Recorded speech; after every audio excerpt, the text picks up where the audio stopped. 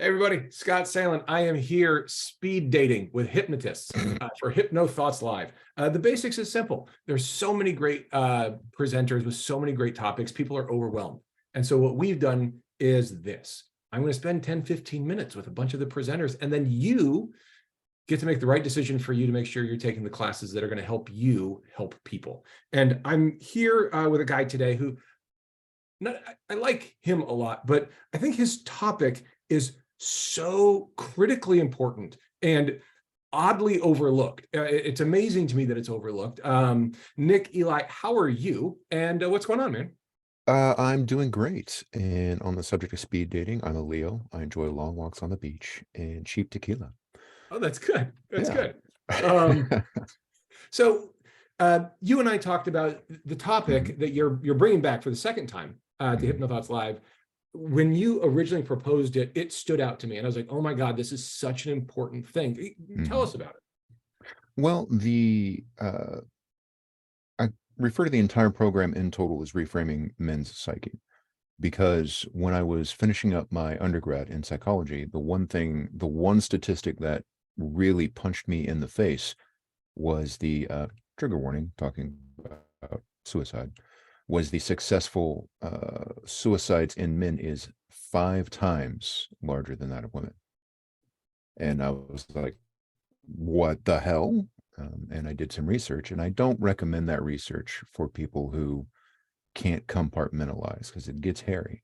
It does. But yeah, after a lot of research and talks off the books with a number of my professors and doctors of psychology, the part of the reason that that happens is because psychology itself, in the terms of psychotherapy, is based off of self-reports largely by women. So that field does not have the that's a word, diagnostic language to help men actually understand the things that are happening within their own psyches. Much less, I mean, we all know, of course, men are trained to just bury it, stuff it Yeah, down, especially Generation X. yeah. And well, we all know how that goes. So that doesn't sit well with me.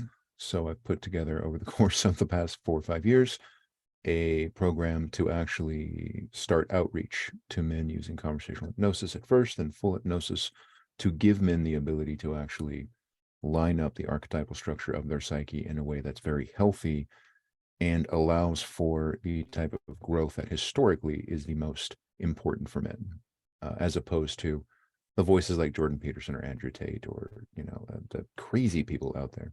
Well, I'm glad you brought that up because I think the existence of those people speaks to this issue. Mm, And the way I look at it, the Andrew Tates, the Jordan Petersons, I really see them as like the Tyler Durden of Fight Club. yeah. It's this lost generation of young men and men who Hmm. aren't trained or even socially conditioned to deal with what's going on within them. And so like bad things start happening. And so creating a program that helps us help these people, help this population that is like oddly underserved, is so important. And to put it in a place that is positive and healthy rather than these guys that hate women or misogynistic or are combative or any of those things, but to do it in a way that's considerate and thoughtful and all the stuff that I've grown to know you to be is such a wonderful thing. Yeah, and what I have found is that I work with vets a lot, being a vet myself as well.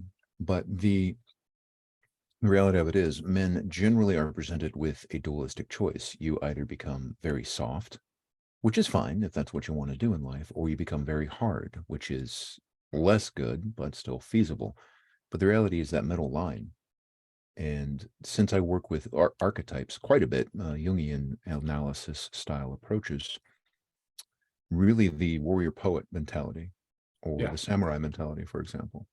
Very solid approach in every society that has had a large number of their men trained in both hard and soft, if you'll allow those terms, really develop culturally, they develop artistically, and they develop a strong, robust, survivable culture that goes through a lot of the difficulties, such as, for example, America is dealing with in spades right now.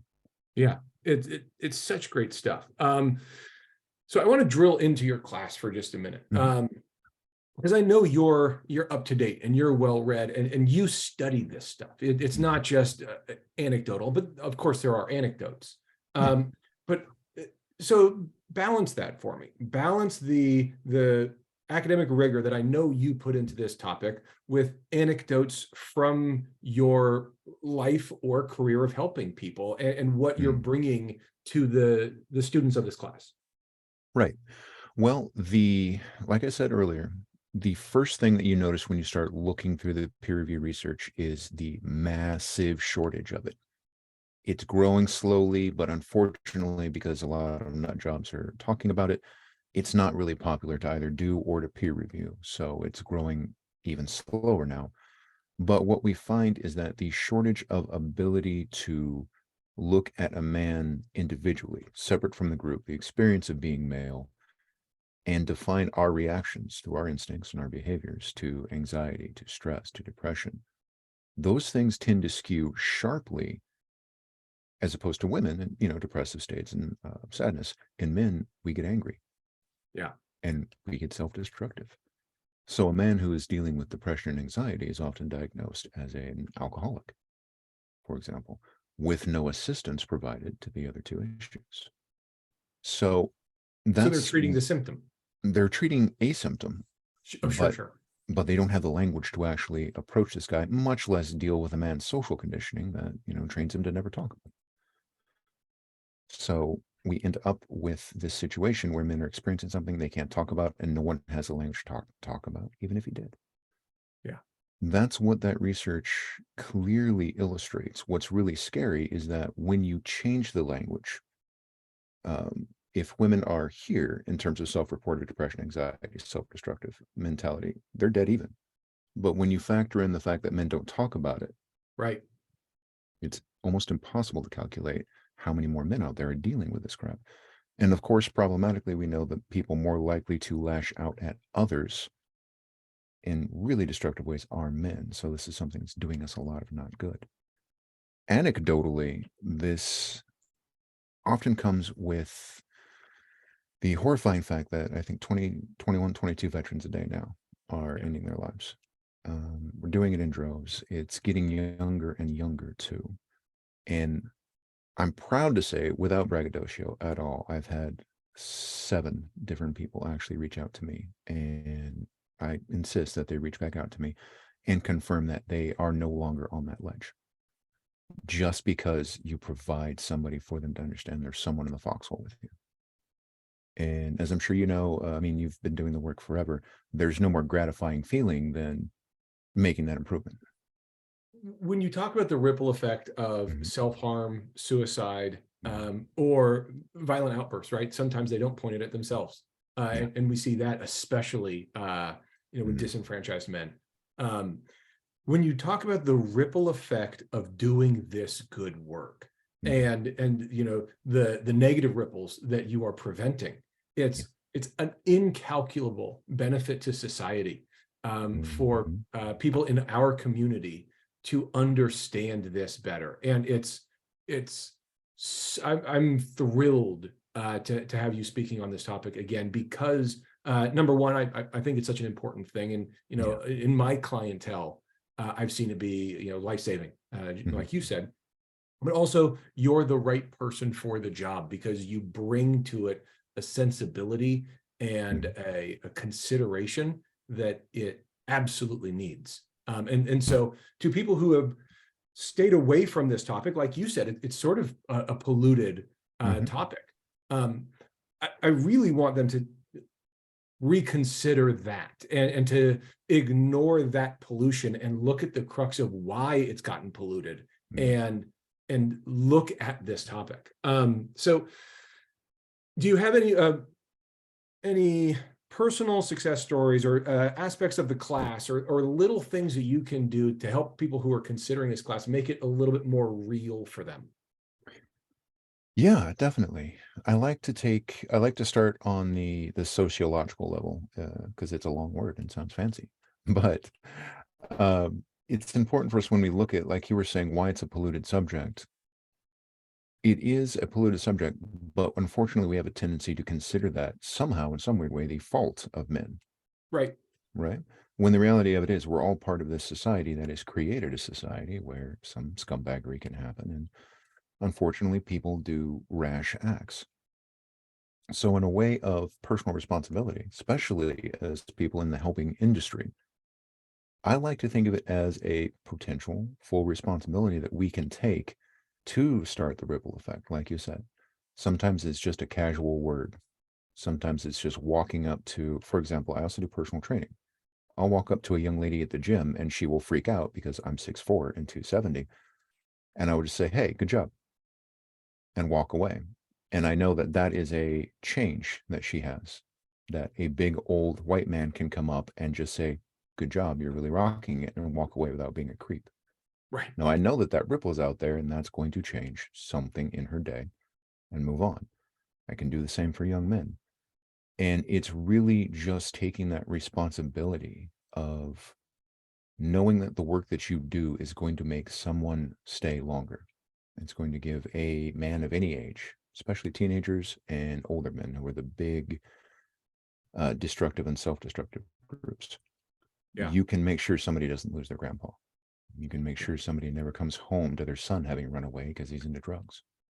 These are all the things that you can work on. It is hard work. I don't BS anyone on that. But it is work that has to get done, and we don't have the tools for it as a society yet. So Yeah, you and I've done work in the trenches in this space. You more than I bet. But it's real work, but it is so rewarding. And to people who are watching this, one of the things that I've seen in my career is, especially recently in the last couple of years, celebrities and professional athletes mm, have started talking about this. A basketball player named Kevin Love was one of the first to mm, talk about his anxiety. He was one of LeBron James' teammates and like a close friend of LeBron's. So a guy of that caliber who won a championship with LeBron, who was an MVP candidate himself, talking about his anxiety and his mental health issues, and a lot of others. That's started a dialogue. mm, And unfortunately, the Andrew Tates and those sort of, I'm just going to broadly call them sort of the misogynistic yeah, side of things. And that's just for the sake of speed in this conversation.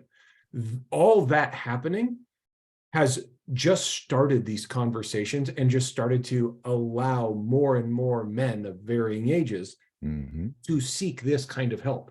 So the opportunity to help people who are looking for it, if you couldn't pick a better time to learn this content. And so if you're yeah, thinking about it, this is the right class. So if you are curious, if you are open to it, here's what I'm going to tell you guys to do. You go to htlive.net. mm-hmm, We've got a link for all our pre and post conference stuff. The whole calendar of classes is there, and you can click on Nick's class. You can read his bio. You can read more about the class and register all in one place. And please, as I've said in a bunch of these videos, share these videos with other mm-hmm, people. There's so much great content at HypnoThoughts Live. It's easy to miss stuff. And sharing these videos, if you see one that speaks to you or you think someone it would speak to them, share them, let them know. We're making these fast for a reason. So thank you guys for watching. And Nick, thanks for, again, bringing this content to HypnoThoughts Live. And thanks yeah, for spending a few minutes with me talking about it today. yeah. I appreciate the opportunity, man. Always good to talk to you. Great talking to you. You too.